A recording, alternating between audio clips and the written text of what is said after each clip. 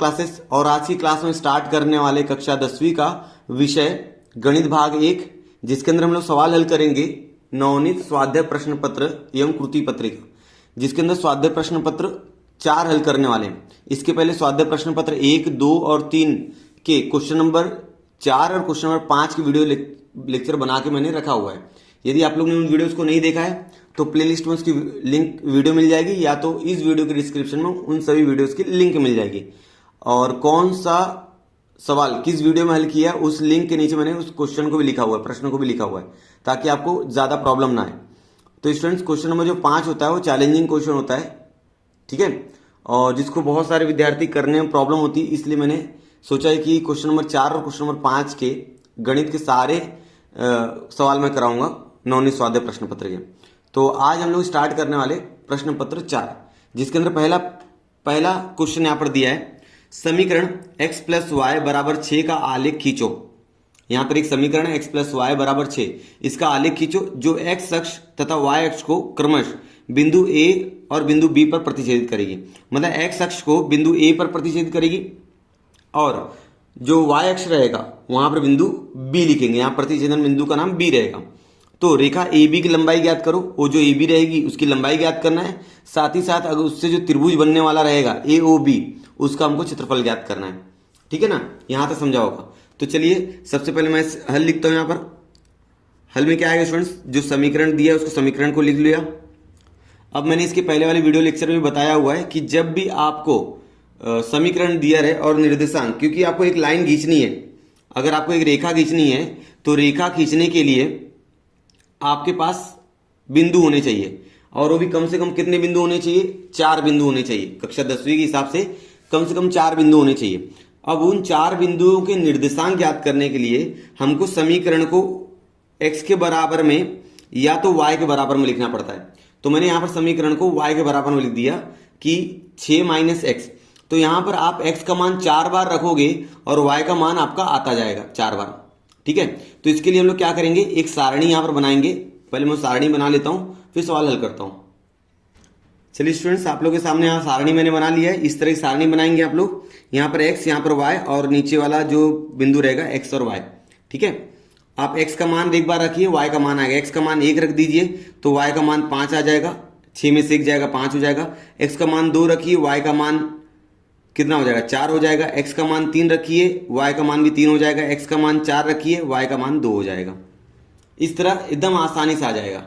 ठीक है, कोई भी समीकरण, जब इस तरह का सवाल रहे तो कोई भी समीकरण रहे उसको x के बराबर में तो या तो y के बराबर में लिख दीजिएगा, जिसके अंदर एक चरांक का मान रखते जाओ, दूसरे चरांक का मान अपने आप आते जाता है। तो 1,5 हो जाएगा, 2,4 और 3,3, 4,2।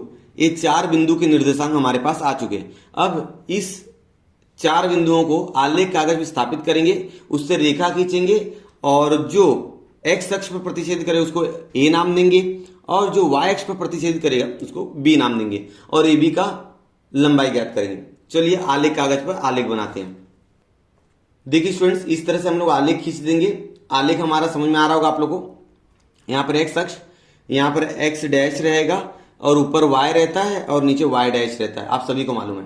और बीच वाला बिंदु का निर्देशांक उसने o लेने बोला है। ऑलरेडी आप लोग देखो ब्रैकेट में लिखा हुआ है o, और जिसको हम लोग मूल बिंदु कहते हैं। और मूल बिंदु का निर्देशांक 0, 0 होता है। पेपर में 1 अंक के लिए पूछा जाता है। पहला जो बिंदु है वो 1 और 5 है, तो 1 यहां पर x बराबर 1, y बराबर 5, तो यहां पर लिखेंगे। दूसरा बिंदु है 2 और 4, 2 और 4 यहां लिखेंगे। तीसरा बिंदु है 3 और 3 यहां लिखेंगे। चौथा बिंदु है 4 और 2 यहां पर। तो आप लोग देख रहे होंगे चारों के चारों जो बिंदु हैं एक ही रेखा पर आ रहे हैं। तो हम लोग क्या करेंगे, उन चारों बिंदु क्या करेंगे, मिला देंगे। सिंपल, देखिए एकदम आसानी से। ठीक है, इस तरह से हम लोग क्या करेंगे, इसको मिला देंगे।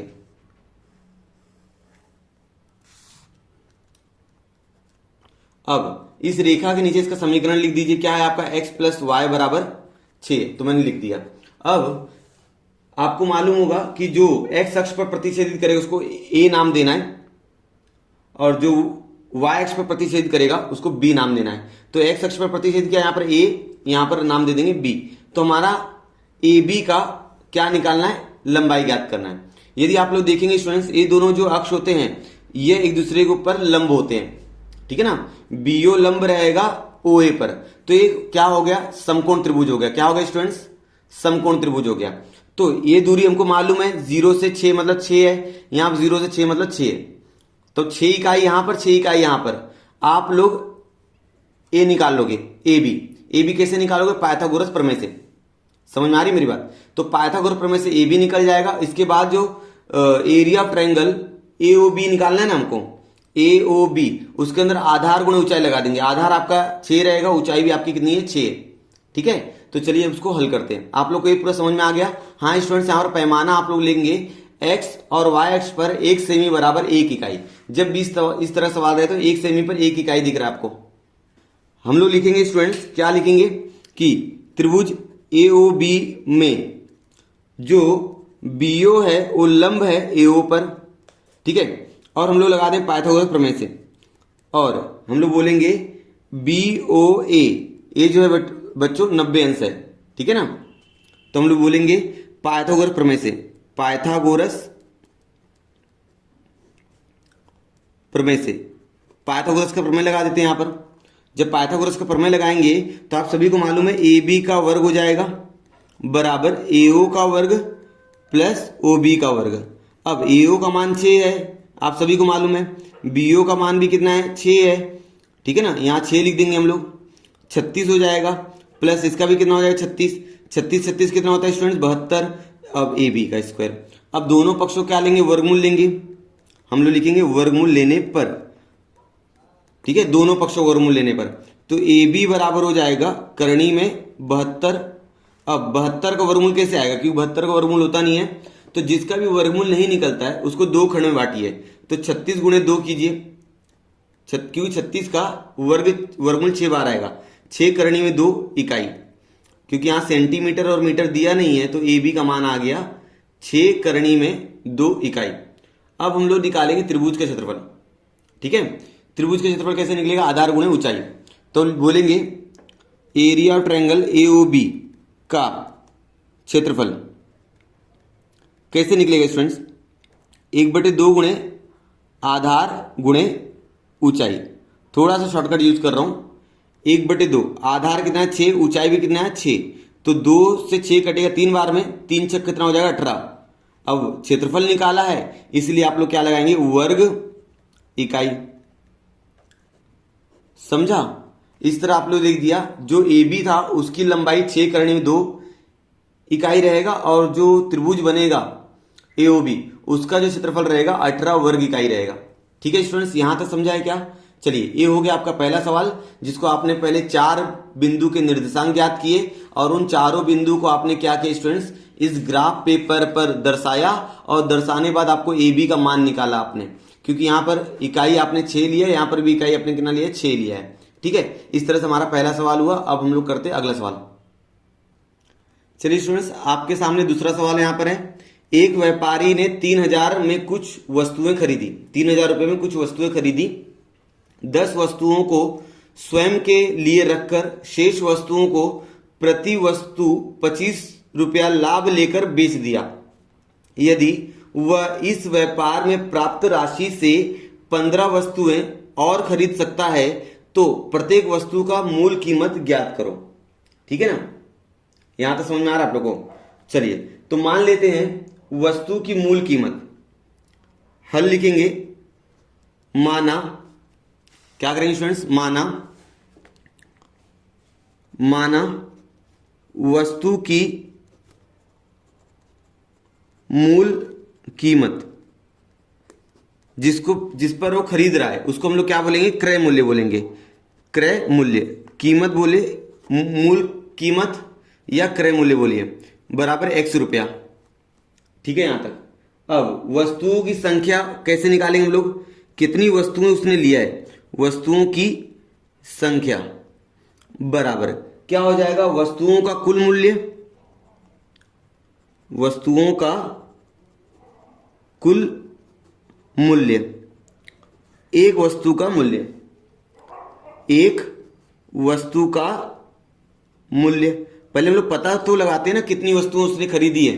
तो वस्तुओं को जो कुल मूल्य रहेगा, 3000 में कुल वस्तु उसने लाया है और एक वस्तु की कीमत है एक्स, तो 3000 को जब आप एक्स से भाग दोगे तो आपको पता चल जाएगा वस्तुओं की संख्या कितनी है। तो स्टूडेंट्स ये क्या हो गया आपका वस्तुओं की संख्या, बराबर है यहां तक। अब सुनिए, व्यापारी द्वारा 10 वस्तुएं क्या कर रहा है, वो अपने पास रख रहा है। तो व्यापारी 10 वस्तुएं अपने पास रखता है, अपने पास रखता है। तो वस्तुओं की संख्या, अब वस्तु की संख्या कितनी हो जाएगी स्टूडेंट्स, तो जो भी वस्तु की संख्या है 3000 बटे एक्स, इसमें से 10 क्या कर दीजिए आप लोग, माइनस कर दीजिए। अब वस्तु की संख्या कितनी हो गई है, ठीक है, यहां तक समझा। इतनी वस्तु 10 वस्तु निकालने में इतनी वस्तु बचेगी ना। अब इन वस्तुओं को 25 रुपया लाभ लेकर बेच देता है, तो बेचने वाले मूल्य को क्या बोलेंगे, विक्रय मूल्य बोलेंगे। तो हम लोग लिखेंगे वस्तुओं का विक्रय मूल्य। पहले वाला जो भी मूल्य था उसके अंदर 25 रुपया क्या करेगा, बढ़ा देगा। पहले 100 रुपये में वो खरीदा तो 25 रुपया लाभ लेकर क्या कर रहा है, बेच दे रहा है। तो x प्लस 25, बराबर यहां तक, ठीक है, हाँ ओके। अब इतनी वस्तुओं को इतना लेकर लाभ लेकर बेच देता है तो कुल विक्रय मूल्य हो जाएगा, कुल विक्रय मूल्य, ठीक है। ये वस्तु की संख्या और एक विक्रय मूल्य, तो 3000 बटे x माइनस 10 ये वस्तु की संख्या हो गई। इसको कितना में, x प्लस 25 में बेच दिया तो ये विक्रय मूल्य हो गया स्टूडेंट्स। इसको ध्यान रखिएगा, ये इसको 1 नंबर दे दो, ये बेचने वाला मूल्य। अब जब इतने में बेच देगा तो पहले की तुलना में वो 15 वस्तुएं ज्यादा लाता है, ठीक है ना, समझ में आ रही मेरी बात। अब इस